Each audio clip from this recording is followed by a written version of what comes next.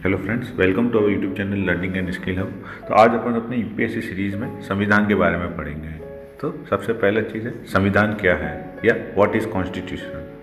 तो संविधान एक विशिष्ट कानूनी वैधता वाला एक दस्तावेज है जिसमें राज्य के मूलभूत संस्थानों की स्थापना का फ्रेमवर्क होता है। इसमें किसी भी संस्थान, किसी भी ऑर्गेनाइजेशन या कोई भी कंट्री किस तरह से काम करेगा, क्या नागरिकों के अधिकार होंगे, कैसे पूरा स्ट्रक्चर चलेगा, न्यायपालिका कैसे चलेगी, कार्यपालिका कैसे चलेगी, व्यवस्थापिका कैसे चलेगी, इन सब चीज़ों के बारे में मूल निर्देश एवं सिद्धांत निर्दिष्ट रहते हैं। इसमें ये सब एक रिटन डॉक्यूमेंट भी होता है, कहीं पे ये बिना डॉक्यूमेंट्स के भी चलता है।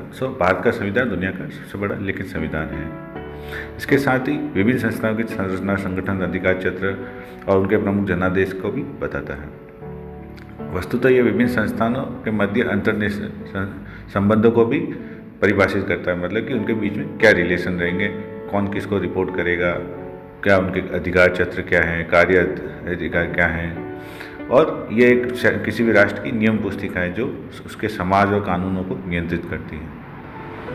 संविधान राज्य के निकायों द्वारा अनुकरण करने वाली नीतियों को भी दर्शाता है, जैसे राज्य की नीति क्या रहेगी, उसके केंद्र सरकार की क्या नीति रहेगी। क्योंकि भारत एक लोकतंत्र है, अतः संविधान नागरिकों को मूल अधिकारों की गारंटी प्रदान करता है तथा राज्य के नीति निर्देशक सिद्धांतों के माध्यम से मूलभूत सामाजिक एवं राजनीतिक मूल्यों को भी प्राप्त करने का मार्ग प्रशस्त करता है। सेकंड, बात करते हैं संविधान के कार्य। संविधान के क्या कार्य हैं? संविधान एक लिखित या अलिखित दोनों तरह की राजनीतिक महत्ता होती है। इसका मतलब ये है कि कई देशों में उसका खुद का लिखित संविधान है, कई जगह उनका लिखित संविधान नहीं भी है। इस पर बहुत सारे कार्य होते हैं। सबसे पहला विचारों की अभिव्यक्ति या किसी राष्ट्र के दर्शन एवं विचारधारा को दर्शाता है। फिर मूलभूत कानून की अभिव्यक्ति। संविधान मूलभूत कानूनों को प्रदर्शित करता है। इन कानूनों को एक प्रक्रिया के माध्यम से संशोधित या परिवर्तित भी किया जा सकता है, जिसे अपन संविधान संशोधन या कॉन्स्टिट्यूशन अमेंडमेंट भी कहते हैं। कुछ विशेष कानून भी होते हैं जो नागरिकों के अधिकारों के पर केंद्रित रहते हैं, जैसे कि अभिव्यक्ति, धर्म, सम्मेलन, शिक्षा, प्रेस और व्यक्तिगत स्वतंत्रता का अधिकार। संगठनात्मक ढांचा, यह सरकार और देश को एक संगठनात्मक ढांचा प्रदान करता है। जैसे कि अपने देश के केस में राज्य सरकार, केंद्र सरकार, जिला लेवल पे जिला परिषद से लेकर पंचायत तक, ये सब एक कॉन्स्टिट्यूशनल ढांचे में ही चलते हैं। यह विधायिका, कार्यपालिका, न्यायपालिका के कार्य, उनके अंतर संबंधों, उनके अधिकारों एवं प्रतिबंधों आदि को परिभाषित करते हैं। फिर सरकार के स्तर पर, तो सरकार के स्तर पर ये सरकार के विभिन्न घटकों और स्तरों को प्रदर्शित करता है। आमतौर पर संविधान द्वारा निरूपित किया जाता है कि वह एक संघीय और परिसंघीय ढांचा है कि नहीं है।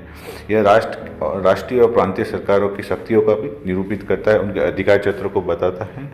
और भारत में तो ये स्थानीय सरकार तक की शक्तियों को भी निरूपित करता है। स्थानीय सरकार से अपन पंचायत से लेकर तहसील और जिला स्तर तक की अपन बात कर सकते हैं। उदाहरण के लिए सोवियत संविधानों की मुख्य विचारधारा अभिव्यक्ति थी। इसमें संगठनात्मक ढांचे की अभिव्यक्ति कम थी। इसके विपरीत अमेरिकी संविधान तत्कालीन सरकार के दर्शन की अभिव्यक्ति की तुलना में सरकारी संगठन और उसके शासन पद्धति की अभिव्यक्ति को प्रदर्शित करता है। फिर संविधानवाद क्या है या कॉन्स्टिट्यूशनलिज्म क्या है? इसमें सर्वप्रथम हमें संविधान और संविधानवाद के मध्य के अंतर को समझने की आवश्यकता है। राज्य सत्ता में निहित बाध्यकारी शक्ति का शासकों द्वारा मनमाने ढंग का उपयोग किया जा सकता है, जैसे कि हमने इतिहास में देखा भी है। संविधान का निर्माण राज्य सत्ता के विरुद्ध एक सुरक्षात्मक तंत्र के रूप में प्रयोग किया जाता है। ये राजाओं और शासकों के मनमाने ढंग से या फिर अविवेकपूर्ण शक्तियों के दुरुपयोग से बचाने के लिए बनाया गया है। इस व्यवस्था को जो लिखित या अलिखित संविधान के माध्यम से सरकार या शासकों के क्षेत्राधिकार के भीतर रहने के लिए बाध्य करती है, अर्थात कोई भी अपनी शक्तियों का दुरुपयोग नहीं कर पाता। इसे ही अपन संविधानवाद या कॉन्स्टिट्यूशनलिज्म कहा गया है। इसका तात्पर्य यह है कि राजनीतिक शक्ति का प्रयोग सीमाओं, निर्बंधों और नियंत्रण तथा नियमों के अंतर्गत ही किया जा सकता है। कोई भी व्यक्ति अपनी डिफाइंड बाउंड्री के बाहर जाके अपनी शक्तियों का दुरुपयोग नहीं कर सकता। संविधानवाद की अवधारणा में शक्ति के निरंकुश एवं अधिनायकवादी प्रयोग के विरुद्ध सीमित अधिकार और विधि के शासन के सिद्धांतों को सम्मिलित किया गया। इसमें किसी भी व्यक्ति को असीमित अधिकार और कानून से ऊपर नहीं माना गया है। केसी व्हीलर और W.C. एंड्रयूज के अनुसार संविधान का अर्थ यह है शक्तियों का विभाजन, न कि शक्तियों का केंद्रीकरण। इसका मतलब ये है कि शक्तियाँ डिसेंट्रलाइज होनी चाहिए, किसी एक व्यक्ति के पास पूरी सत्ता का कंट्रोल नहीं होना चाहिए। इससे क्या, एक व्यक्ति के हाथ में सत्ता के कंट्रोल लेने से उसके दुरुपयोग होने की संभावना बढ़ जाती है। फिर समाज में बहुमत हितों की स्वीकृति। इसका तात्पर्य यह है कि किसी भी एक व्यक्ति को या संगठन की मनमानी न चल के समाज के संपूर्ण मत का प्रदर्शन या रिप्रेजेंटेशन करें। अधिनायक या तानाशाही नेतृत्व की अनुपस्थिति। इसका तात्पर्य यह है कि कोई भी एक आदमी या एक पार्टी के हाथ में शक्ति ना आ जाए जो जिससे तानाशाही या फिर इंपीरियलिज्म जैसी भावना पैदा ना हो। ताकि क्या, इससे क्या होता है कि अगर यदि कोई राजा अविवेकपूर्ण शक्ति और शासक अविवेकपूर्ण तरीके से अपनी शक्तियों का दुरुपयोग करता है तो उससे उसका परिणाम उसके देश और जनता को भुगतना पड़ता है। फिर व्यक्तिगत स्वतंत्रता पर नियंत्रण प्रतिबंधों का आरोपण। इसके अंतर्गत आदमी के व्यक्तिगत स्वतंत्रता को मुख्यतः तरजीह दी गई है। उसमें वो अपने न्यूनतम प्रतिबंध में रहकर संविधान के अभिव्यक्ति की स्वतंत्रता के अनुसार कार्य कर सकता है। कार्ल जे फ्रेडरिक के अनुसार शक्तियों का विभाजन संविधानवाद का सबसे महत्वपूर्ण आधार है। संविधानवाद राजशाही या गणराज्य, अभिजातीय वर्ग या लोकतंत्र में विभाजन हो सकता है। यहाँ शक्तियों का विभाजन प्राप्त है। इसका अर्थ अपन ने पहले भी डिस्कस कर चुके हैं कि संविधानवाद शक्तियों के डिसेंट्रलाइजेशन में विश्वास करता है। किसी भी एक पर्टिकुलर व्यक्ति या फिर पार्टी के हाथ में संपूर्ण शक्तियों को नहीं दिया जा सकता। भारत में संविधानवाद भारतीय संविधान में भी विद्यमान है। इसके निम्नलिखित विशेषताएं साक्ष्य हैं। पहला, लिखित संविधान, दुनिया का सबसे बड़ा लिखित संविधान है।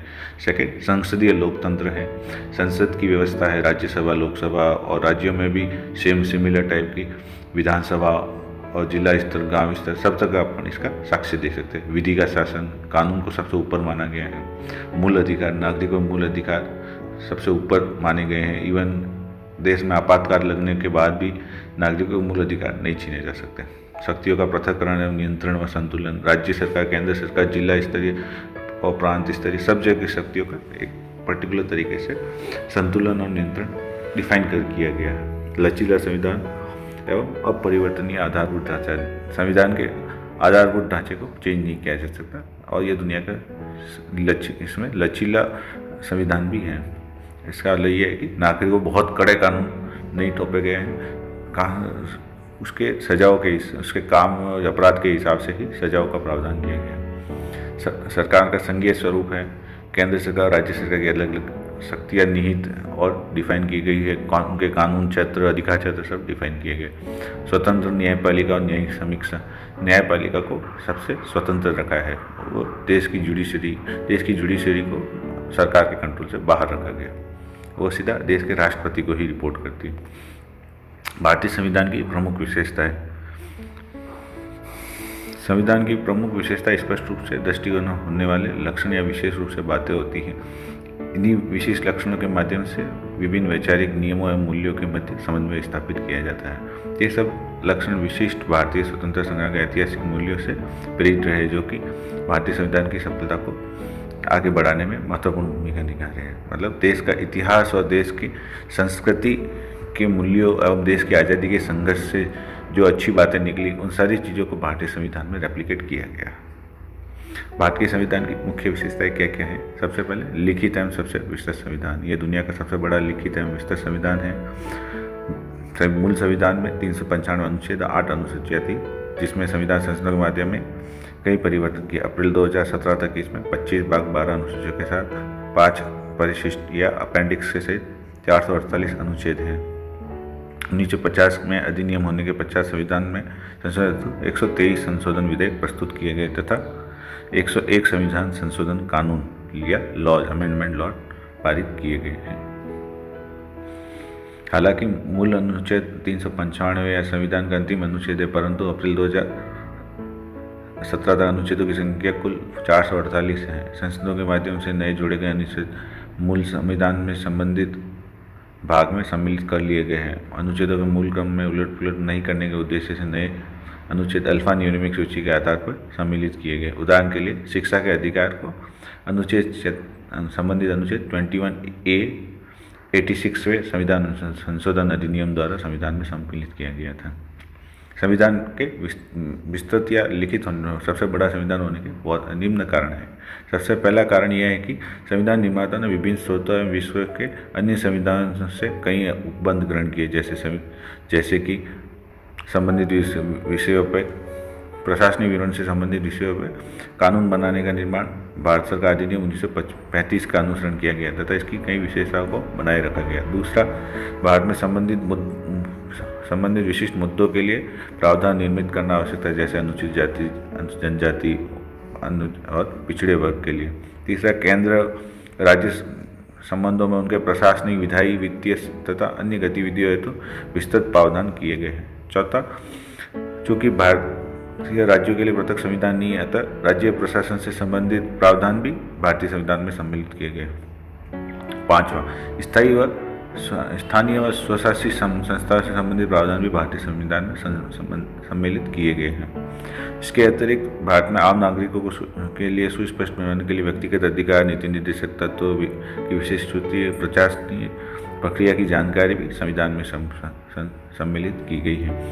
इसी के कारण देश का संविधान दुनिया का सबसे बड़े लिखित संविधान में से एक है। सो दोस्तों, यहाँ तक अपन ने संविधान की शुरुआती पॉइंट्स के बारे में पढ़ा। उसके बाद आगे अब पढ़ेंगे कि नम्यता अनम्यता का समन्वय, जो संविधान की अगली विशेषता है, उसके बारे में अपन अगले वीडियो में डिटेल में पढ़ेंगे। Thank you friends, thanks for watching my video.